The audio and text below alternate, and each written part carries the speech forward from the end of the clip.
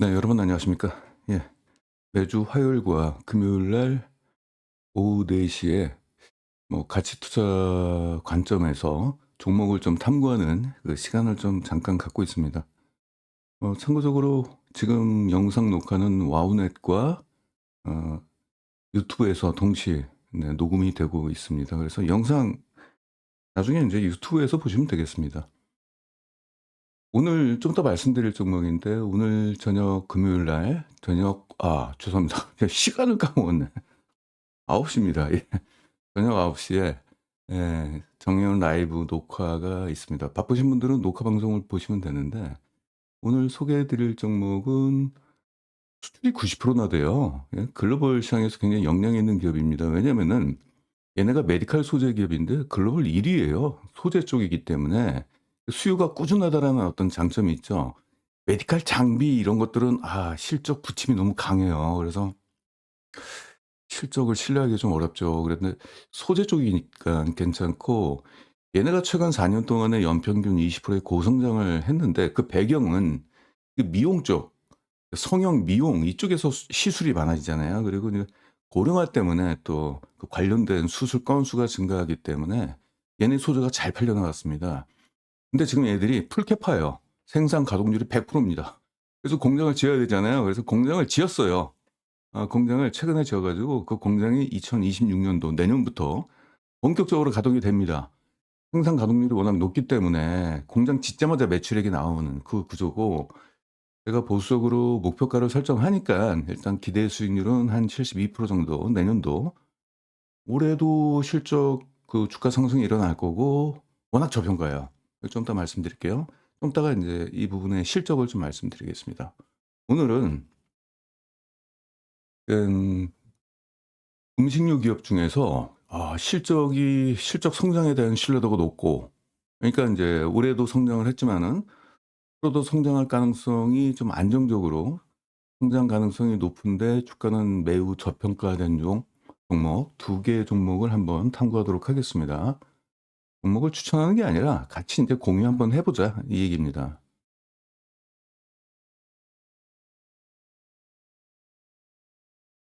첫 번째 종목은 차트 한번 좀 보겠습니다.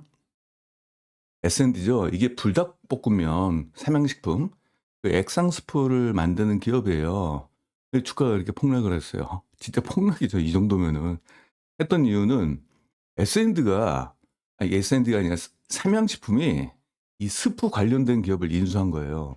그러니까 인제 그쪽에다가 일감을 주는 게 아니겠느냐 인제 그 우려 때문에 그런데 그 우려는 너무 지나친 우려입니다. 지금부터 설명을 좀 해 볼게요. 일단 S&D는 아시는 분들은 많이 아실 거예요. 삼양식품 불닭볶음면에 들어가는 이제 액상 스프죠. 가루 스프가 아니라 이걸 인제 제조하는 기업이고 근데 인제 최근에 인제 삼양식품이 소스 전문 회사인 DNF라는 회사를 인수했어요. 이게 스프를 만드는 회사입니다. 이게 뭐냐면 농심하고 오뚜기의 분말, 라면용 이게 봉지라면이죠. 봉지라면용 분말 스프를 제조하는 기업이기 때문에 이거 인수하면은 S&D한테 줬던 물량을 다 얘네들한테 줄 수도 있잖아요. 기업을 인수했기 때문에 내재화를 시키는 거잖아요. 근데 이거 아시는 분은 아셔야 되는데 이 기업이 분말 스프를 만들다가 액상 스프를 곧바로 만들 수가 없어요. 왜냐? 설비가 없잖아요, 설비가. 그 자동화를 만들어야 되잖아요. 그 설비를 구축하는데 이게 하루 이틀 걸리는 게 아니거든요. 더구나 제가 볼 때는 이거 신공장 만들어야 됩니다. 왜냐면은 만약에 GNF가 삼양식품의 불닭볶음면을 그 액상스프를 만약에 공급을 한다. 그럼 공장 규모가 굉장히 큰 공장을 만들어야 돼요. 그러면 거기 허가 받고 공장 건설만 하는데 몇 년이 걸리잖아요. 2년 이상 걸리잖아요. 거기다가 또 설비까지 들여야 되잖아요. 3년 이상입니다. 이게 만만한 작업이 아니에요 지금. 그래서 이 GNF가 그 삼양식품 같은 경우는 그 봉지라면도 많이 있잖아요. 인제 그쪽을 지금 담당을 하려고 인수를 했고 만약 장기적으로 봤을 때는 GNF가 이 불닭볶음면의 액상 스프도 나중에 가서는 만들겠지만은 향후 3년 동안은 그런 걱정하실 필요는 없습니다. 네 그런 부분이 있기 때문에 근데 주가가 인제 시장의 오해가 너무 커 가지고 공장 막 그쵸. 모멘텀이 좀 이렇게 사라지니까 떨어져 버렸죠. 근데 이것이 인제 너무 과한 우려다. 지금 우리는 올해 실적, 내년도 실적, 내후년도 실적만 보고 들어가도 충분히 수익을 낼 수 있는 그 권역인데 이 너무 먼 미래의 실적까지도 막 그리고 한다고 발표도 하지도 않았어요, 공식적으로. 그래서 결국은 뭐다? 불닭볶음면 소스를 당장 제조를 못 합니다. 하더라도 3년 뒤나 이게 가능할 거예요. 그게 있고 그리고 만약에 한다 하더라도 삼양식품이 한쪽에다가 다 못 줄 겁니다. 못 주고 이원화시킬 거예요. 자, 두 번째. 그럼 삼양식품은 최근에 중국에 8개 생산 라인을 증설할 계획을 갖고 있어 가지고 한 2천억 이상 정도 들여서 공장을 만든다고 합니다. 이거는 이제 중국 현지 내수 시장이에요. 즉 그러면은 그만큼 생산량이 많아진다는 얘기는 S&D 쪽에서 스프를 더 많이 만들어야 되잖아요. 중요한 포인트가 있습니다. S&D가 10월 달에 올해 10월 달에 제2 공장을 준공을 했어요. 이게 뭐다? 불닭볶음면 액상 스프를 공급량을 더 증가시키기 위해서 170억 정도 들여 가지고 그렇게 된다면은 기존의 생산 능력보다 55%가 증가하는 꼴이 됩니다. 연간 22,000 톤이 35,000 톤으로 증가하는 거예요. 지금 이거 공장 만들자마자 곧바로 가동이 들어갈 겁니다. 왜냐면은 제1 공장 가동률이 지금 94%로 풀캡합니다. 그래서 앞으로 인제 삼양식품 같은 경우는 라면을 더 만들어야 될 때 액상스프를 얘들이 공급을 하잖아요. 그 얘들이 공장 지금 생산을 못 하면은 그 불닭볶음면을 못 만들어요, 그 증가분에 대해서. 그런 거기 때문에 인제 이 공장을 만드는 건데 자 이 기업은 OEM 기업이잖아요, 결국. 삼양식품이 요청하는 물량을 공급하는 쪽이잖아요. 공장을 자기 임의대로 만드는 게 아닙니다. 삼양식품이 요구하는 물량에 딱 맞춰서 캐파를 만드는 거기 때문에 이 공장에서는 매출이 무조건 나와요. 이해되시죠? OEM 기업이 그래요. 아니 자기 자사 제품도 아니고 자사 브랜드도 아닌데 자기가 멋대로 공장을 만드는 게 이게 무슨 의미가 있습니까? 그렇잖아요. 그래서 이런 설비 같은 경우는 그 고객사하고 서로 협의를 해서 연간 어느 정도로 주문을 할 것인지 그런 것들을 인제 서로 협의를 하면서 캐파를 늘려가는 겁니다. 그래서 S&D는 2026 년도 실적 무조건 증가해요. 지금 불닭볶음면이 뭐 전 세계적으로 지금 뭐 계속적으로 공급이 되고 있고 공급량도 지금 부족한 지금 상황에 있는 걸로 알려지고 있는데 아무튼 에 이거는 인제 수요가 증가하니까 중국에다가 현지 공장을 짓는 거잖아요. 그러니까 인제 S&D 같은 경우는 인제 실적이 앞으로 증가되는데 주가가 지금 너무 많이 떨어졌기 때문에 그러니까 시장의 오해 때문에 떨어졌기 때문에 그 부분에 대해서는 다시 반등이 일어날 가능성도 우리가 좀 염두에 둘 필요가 좀 있다. 이 말씀 좀 드리고 싶고요. 그동안에 인제 실적을 보겠습니다. 매출액이 굉장히 고성장을 했어요. 연평균 20%씩 증가를 했습니다. 괜찮죠? 영업이익도 22%씩 여기서부터 이렇게 올라갔네요. 이렇게 올라갔고 이건 올해 인제 3 분기까지의 실적이에요. 누적 실적. 4 분기 더해지면은 매출액은 역대 최대 매출액이 되겠네요. 아 그때 여기 인제 여기 영업이익률이 1%가 떨어졌잖아요. 이게 많이 떨어진 게 아닙니다. 1% 입니다.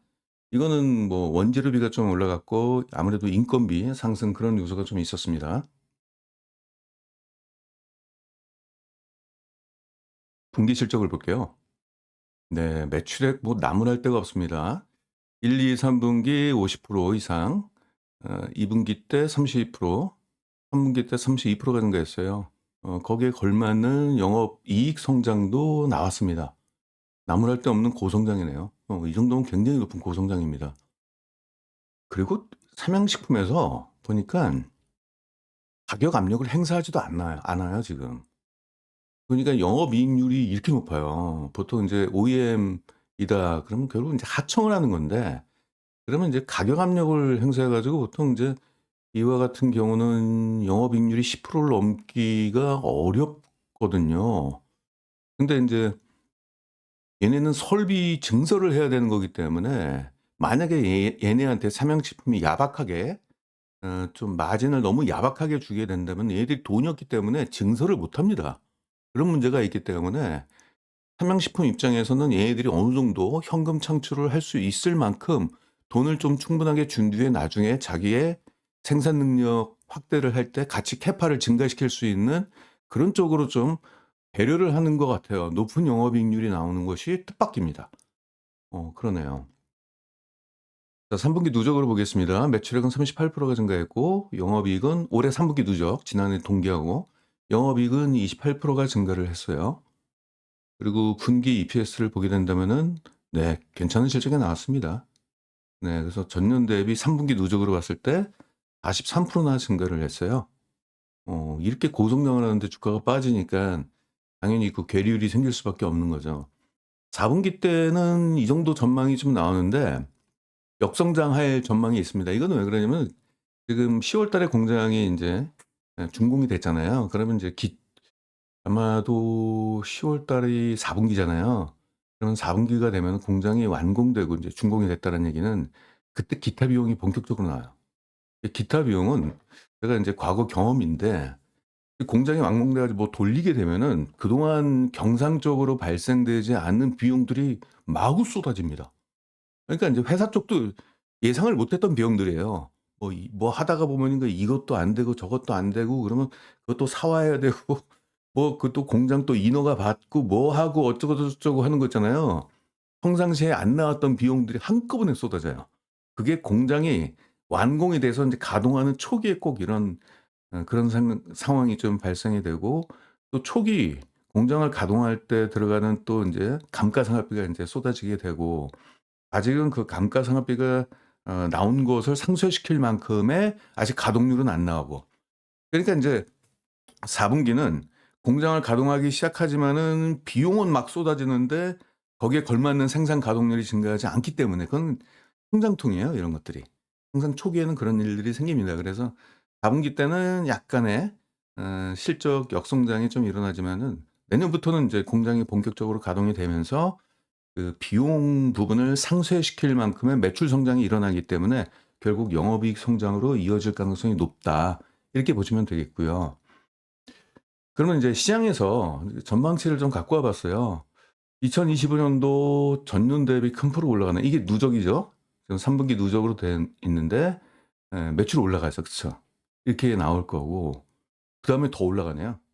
그쵸? 2026 년도부터 공장 가동이 시작되는 거잖아요. 매출 성장폭이 과거에 올라가는 것보다 더 많이 올라가죠.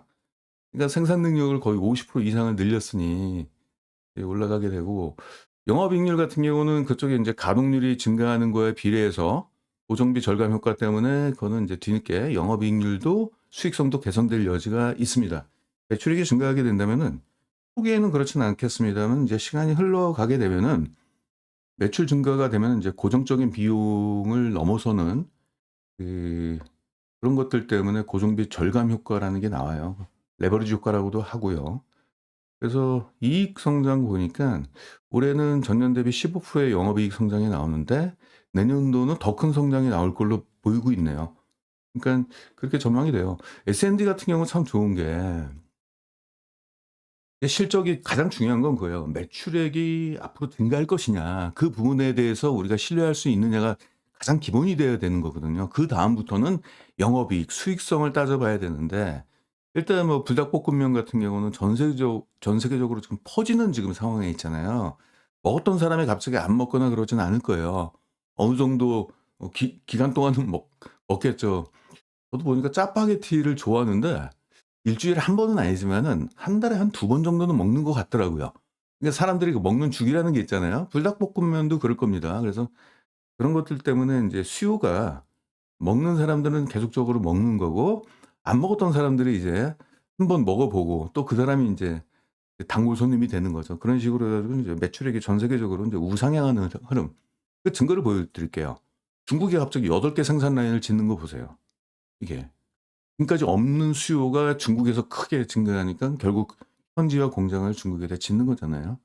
앞으로는 그런 식으로 해서 인제 성장을 해 나갈 거고 거기에 S&D는 당분간은 실적 성장을 계속하게 될 겁니다. 당장 그 내재화에 대한 그 걱정을 하실 필요는 없어요. 그리고 순이익 같은 경우 주당 순이익이죠. EPS입니다. 요거 3 분기까지 여기까지 나왔어요. 4 분기 더해지면 요 정도까지는 더해질 것 같고 내년도도 이렇게 올라갈 것 같다. 예 요렇게 전망이 되고 연평균 24% 면은 굉장히 높은 성장률이죠. 자, 그다음에 여기서 인제 목표가를 어떻게 잡느냐 인제 그 이슈인데, 증권가에서는 목표가를 좀 잡지를 않고 있어요 아직. 근데 제가 임의적으로 잡았습니다. 지금 PR이 13.6 이에요. 그래서 13 정도 잡고 들어가면은 한 요 정도, 지금 2025 년도 23%의 주가 상승 률력, 내년도 결산해 가면 46% 까지는 올라가지 않겠느냐, 이거 보도록 할게요. 차트 보시면은 뭐 전고점까지는 제가, 여기까지 간다는 것까지는 제가 말씀드리기 좀 뭐하고, 그냥 한 12만 원, 12만 원에서 한 10만 원 이상, 이 사이에서 주가가 움직일 가능성이 좀 있을 것 같아요. 이 사이에서. 이 정도 되면은. 그 정도 되면, 왜냐면 그 이상 올라가 버리면은 고평가가 될 가능성이 있어요. 음식료 기업의 평균 PR이 12에서 14, 그 정도 사이거든요. 그러니까 그 정도, 이 정도 사이에서 좀 놀지 않겠느냐, 이렇게 보시고, 지금 뭐 두려울 게 없는 그 위치인 것 같습니다. 오늘 보니까 외국인하고 기관도 좀 샀고요. 네.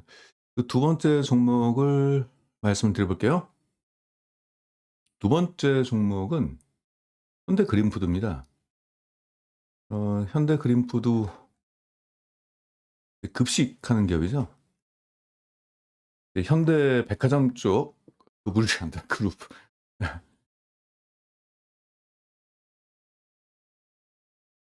이쪽에 인제 그룹사하고 단체 급식을 주력으로 지금 하고 있고, 외식 사업도 하고 있습니다. 그래서 백화점 쪽에 가면은 거기 인제 푸드 코트 같은 데 있잖아요. 이제 그쪽에 인제 현대 그린푸드가 인제 운영한다라고 보시면 되겠고, 일단 단체 급식 시장은 국내에 한 5 개사가 시장 전체 80%를 차지하는 과점 시장이에요. 그래서 이게 규모의 경제거든요. 그래서 작은 업체가 지금 진행하기는 어려워요. 신규 업체가 들어오기는 어렵습니다. 그래서 이 캡티브 매출이라고 그러죠. 이 그룹사 중심으로, 그러니까 삼성그룹, LG그룹, 뭐 현대그룹, 뭐 CJ그룹, 뭐 이런 식으로 해 가지고 그 그룹사의 어떤 이미 그, 그러니깐 캡티브 물량이라는 게 인제 자기 그룹 안에 있는 그 수요가 나올 만한데, 이제 그쪽을 갖고 있는 데에서 진행을 보통 하고 있고, 그러니까 인제 다른 데 같은 경우는 신규 업체가 뛰어들기는 굉장히 어려워요, 사실은. 이런 부분이 있고, 지금 급식을 좀 봐야 되는 게, 지금 최근에 뭐 금리 인하, 그 미국에서 금리 인하 어제 했죠? 예. 그럼 우리나라도 인제 금리 인하를 하게 될 거예요. 그리고 일본이 금리 인상을 했잖아요. 그러면은, 네, 아무튼 간에 뭐 그건 뭐 딴 얘기고, 그래도 불구하고 외식 물가가 너무 많이 올랐어요. 여러분들 체감 많이 하시잖아요. 어디 가면은 14,000 원이에요 이제. 12,000 원짜리도 별로 없어요. 뭐 좀 먹겠다 그러면 18,000 원 이러고. 그렇잖아요. 그러니까 인제 외식 물가 부담 때문에 사람들이 밖에서 밥을 먹는 게 좀 부담스럽죠, 직장인들 같은 경우. 그러니깐 급식적으로 수요가 좀 증가하고 있고, 그리고 또 그룹마다, 기업마다 그런 게 있어요. 그 단체 급식을 하게 된다면 회사에서 수행복지로 약간 회사에서 비용도 같이 내줘요. 만약에 8,000 원짜리다, 그러면 내가 만약에 4,000원 내면 회사에서 4,000원 내주고, 뭐 그런 데도 또 있습니다. 그러니까 워낙 싸니까. 최근에 현대 그린푸드는 인제 신규 수주가 들어왔어요. 솔브레인이라는 회사, 그리고 병원 쪽, 그리고 SK 쪽의 계열이 또 들어왔습니다. 그래 가지고 실적이, 매출액이 증가할 것 같고, 그리고 최근에는 단가 인상을 했어요. 이게 당연히 이제 원재료 가격들은 다 올라가니까, 식품 가격이 올라가고 그러니까 얘네들도 단가 인상을 할 수밖에 없었죠. 이런 식으로 좀 되고 있고, 그래서 수익성도 좀 개선되는 흐름으로 인제 나오게 될 겁니다. 그럼 다른 얘기를 할게요. 지금 직장인들 사이에서는 구내식당 유무가 그 근무 만족도에 좀 영향을 줘요. 그래서 인제 웬만한 규모가 있는 기업들은 그 식당을, 구내식당 같은 경우를 자꾸 도입하려고 하는 그런 것들이 있습니다. 물론 이제 회사 좀 규모가 좀 커야 되겠죠. 그리고 또 인제 회사 안에 자사 건물이 돼야지 이게 가능하죠, 사실은. 그쵸. 그리고 MZ 세대들을 좀 봐야 돼요. 얘네가 지금 결국은 그 핵심 수요처로 떠오르는 애들이거든요. MZ 세대들 인제 20-30 대까지를 보통 MZ 세대라고 하는데, 일단 주머니 사정이 별로 이렇게 높진 않잖아요. 부장급만큼 연봉이 높진 않잖아요. 그러니깐 밖에서 사 먹기가 좀 뭐해서 구내식당 이용률 비율이 가장 높아요. 두 번째, MZ 세대들은 밥 먹는데 시간 많이 쏟는 걸 되게 싫어합니다. 그 메뉴 뭐 고민하고 나 먹기도 싫은데 부장님이 뭐 그 제육볶음 먹으러 가자 그러면 또 그것도 따라가서 먹어 주고 그 싫어해요. 걔네들 같은 경우는 뭐냐면은 요즘 트렌드인데 빨리 먹고 막 지하나 뭐 지하 식당 가 가지고 구내식당인데 빨리 먹고 빨리 사무실 올라 가지고 PC를 가지고 PC 보면서 자기 개인 취미나 뭐 영상을 보던 여가를 보내려고 하는 니즈가 좀 강해요. 옛날처럼 뭐 부장님이 어디 간다 그러면 쫓아 가지고 "아유 부장님 이쪽 가시죠." 이 시대는 끝났다는 얘기예요 이게. 두 번째 지금 그 얘기가 그거예요. 조직 문화에 대한 스트레스 때문에 극도로 싫어한다고 합니다. 회식도 안 하잖아요. 예전에 제 얘기를 한번 해 볼게요. 예전 직장에 인제 여직원들이 많았어요. 저희 팀에 그 연구하는 팀이었는데 이상 여직원들이 많더라고요.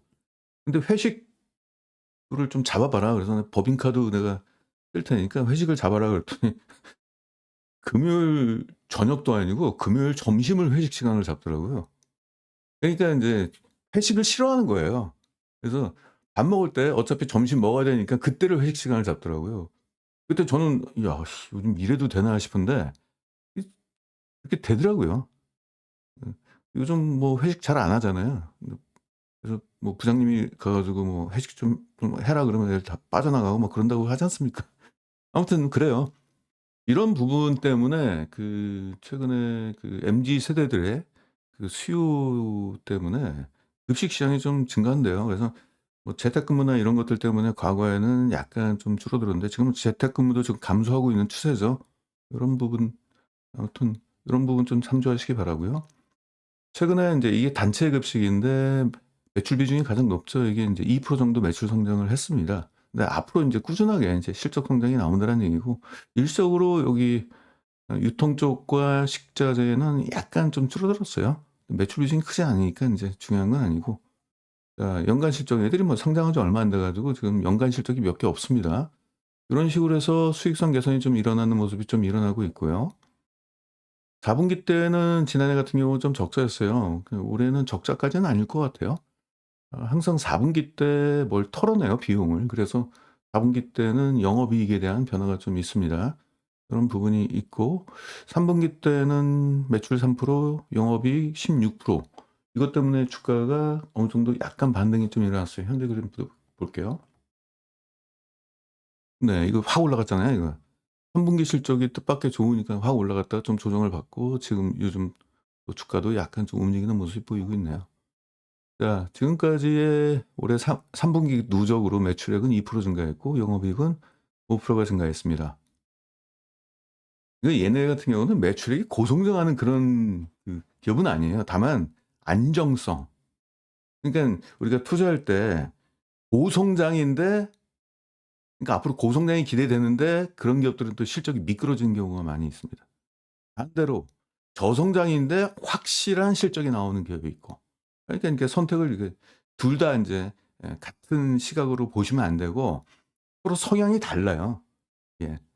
비즈니스 모델만 대로 그래서 안정적인 것을 선호하시는 분들한테는 인제 이런 기업 약간 고성장에 배팅하고자 하는 거 안 돼도 그만 뭐 되면 좋고 뭐 이렇게 투자하시는 분들은 뭐 고성장주에 투자하시고 서로 그걸 뭐 안배를 해 나가면 되겠죠. EPS는 15%나 증가했습니다. 좋네요 요거는. 그래서 4 분기 때는 뭐 전년 대비 흑자 전환이 일어날 걸로 보이고 있고 매출액은 큰 변화가 없죠. 그쵸. 연간으로는 쪼끔이나마 쪼끔씩은 성장을 하네요. 연평균 4% 씩. 근데 인제 수익성 개선이 더 크게 일어날 걸로 보이고 있습니다. 12% 씩 증가할 것 같다. 이게 인제 그거죠.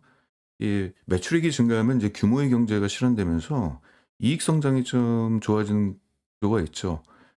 왜냐면은 식수가 많이 증가한다는 얘기거든요. 먹는 사람들이 많이 증가하면은 그만큼 그 음식료 원재료도 어 대량으로 매입을 하기 때문에 가격 할인이 좀 일어날 수 있는 요소가 있고 또 최근에 그리고 또 가격 인상도 좀 있었기 때문에 이런 것들 때문에 영업이익 성장이 12% 씩이라면은 괜찮은 거예요.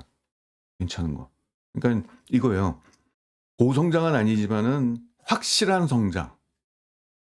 이런 것들이 시장의 신뢰가 높아요. 그래서 예 주가가 그런 게 있어요. 이제 주가가 꾸준히 인제 증가하는 기업들 보면은 '아 얘네는 무조건 내년도 실적 좋아질 거야.' 이런 믿음을 줄 때 주가가 올라가는 기업들이 있거든요. 그게 바로 현대그린푸드라는 얘기죠. EPS는 연평균 16%로 이 정도면 괜찮은 거예요. 이 정도면 투자할 가치가 있습니다. 이 정도면은. 우리나라 지금 경제 성장률이 2% 밖에 안 되잖아요. 2%도 안 되잖아요. 거기에 비해서 이 정도면 굉장히 높은 성장이죠. 그러면 인제 목표 PR을 잡는데 목표 PR 한 7.3 정도 주게 된다면 지금 당장 2025 년도 실적에 대한 주가는 한 20% 정도 올라가고 내년도는 40% 정도 보시면은 그래서 주가 한번 보겠습니다. 20,000원, 23,000원 이렇게 잡으면 되겠네요. 20,000원, 23,000원. 저 위로 올라가네요. 이거 지금 최고가가 돼 가지고 20,000원이면 저 지붕 뚫고 또 하이킥이 되네요. 그래서 이 전고점을 돌파한다고 생각하시고 일단 접근하시면 좀 될 것 같아요. '올해 안에 전고점이 돌파가 된다.' 인제 이렇게 보시면 될 것 같아요. 잠시만요. 네. 지금 19,600 원이잖아요. 그럼 전고점이 지금 여기가 18,000원 정도가 되니깐 여기가 이거 돌파한다고 생각하시고 접근하시면 좀 될 것 같습니다. 실적에 대한 신뢰도가 워낙 높기 때문에 그런 부분이고 지금 수급 잠깐 보더라도 외국인하고 기관들이 좀 매수하는 그런 흐름이 나오고 있네요. 아까 잠깐 얘기했던 거 오늘 방송 좀 안내를 해 드리겠습니다. 12월 12일 금요일 날 저녁 9 시에 정의원분들에 대해서 라이브 녹화 방송을 진행을 하는데 이 기업이 인제 수출 90% 그러니까 메디칼 소재 기업이에요. 인제 글로벌 1등 기업이더라고요. 요 부분이 인제 수출이 90%나 됩니다. 전 세계 진출 국가가 110 개국입니다. 그리고 얘네가 연평균 지금 4년 동안에 연평균 20%의 고성장을 했어요. 매출액이 이 정도면 영업이익 성장은 더 컸겠죠. 이게 인제 성장했던 이유는 미용, 성형입니다, 성형. 그쪽이랑 고령화 쪽 그쪽이고 특히 인제 덴탈 쪽이에요. 그래서 이런 것들이 고령화 때문에 수술 건수가 계속적으로 증가할 수밖에 없잖아요. 전 세계가 지금 고령화에 지금 빠져 있기 때문에.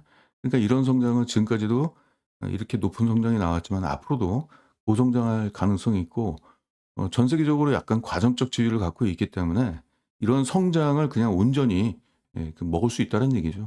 그리고 지금 공장 가동률이 거의 100% 풀캐파예요. 그래서 지금 공장이 필요한 상황입니다. 그래서 제2 공장을 짓는데 이미 공장을 지었어요. 그래서 이 공장은 내년부터 본격적으로 가동이 되는데 이미 제1 공장이 풀캐파이기 때문에 이 공장 만들자마자 가동을 시작할 거예요. 그러면 본격적으로 인제 매출 성장이 일어나는 거죠. 그랬을 때 기대 수익률이 인제 72% 정도 된다. 하나씩 볼게요. 그동안 이런 성장을 해 왔어요. 지금 매출액이 연평균 20%가 중요한 게 아니라 영업이익이 연평균 59%씩 증가했어요. 그전에는 6% 8% 였는데 갑자기 지금 이렇게 올라갔어요. 이게 왜 그런지 아세요? 고마진 제품으로 전 세계 시장에서 수요가 갑자기 기존에 있는 제품보다 마진율이 더 좋은 제품으로 지금 갈아타고 있습니다. 그 기능적인 차이가 있기 때문에 그래요. 그래서 인제 그런 부분이 있고 제품 믹스라고 보통 그러잖아요. 싼 제품이 있고 비싼 제품들이 서로 믹싱되어 있는데 시장에서는 더 비싼 거, 성능 좋은 거 그것들에 대한 수요가 증가하니까 이렇게 올라갔습니다. 그러니까 앞으로 인제 공장을 새롭게 짓는 것이 결국 인제 고마진 제품들 중심으로 해 가지고 세팅을 하기 때문에 앞으로 인제 이익 성장도 가파르게 올라가죠. 그 전망치가 인제 계산해 보면 한 이 정도의 성장이 나올 것 같다. 지금까지 이렇게 성장을 했잖아요. 이제 이 공장 지었으니까 생산 능력이 증가하니까 결국은 그쵸. 시장 수요에 대응을 충분히 할 수 있을 만큼의 성장이 일어날 것 같고 연평균 29%의 이익 성장이 나올 것 같다. 이건 뭐 일회성이 한번 있었고 이건 제외하고 계산해야 되겠죠. 지금 3 분기까지 여기까지 나왔어요. 그래서 요렇게 올라갈 것 같고 연평균 29%. 제가 연평균이라고 자꾸 얘기하는 이유가 목표 PR을 잡을 때 이 연평균 성장률이 필요해요. 목표 PR을. 그 PR을 보통 목표가를 잡을 때 그전에는 PR부터 계산을 해야 되고 그럼 PR을 값을 얼마를 줘야 될까를 계산할 때는 이 성장률을 또 기반으로 해서 계산을 해야 되는 거거든요. 그렇습니다. 그 성장률이 좀 낮다 그러면 PR을 좀 낮춰야 되는 그런 이슈가 있습니다. 그렇기 때문에 고성장이 좋은 거죠. 말도 안 되는 저평가요. 올해 실적에 대한 PR이 8.4 고요. 이건 이제 지난해 같은 경우는 이제 일회성 이익이 좀 나와서 아까 이거 일회성 이익 때문에 저평가처럼 보이는데 이건 착시 현상이고 이건 아니고요. PR이 8.4 고요. 이건 낮은 거죠. 그 공장 가동 본격화돼 가지고 내년도 실적 EPS 요게 만약에 나오게 된다고 한다면은 나오게 될 거예요. 5.8 입니다. 말도 안 돼요.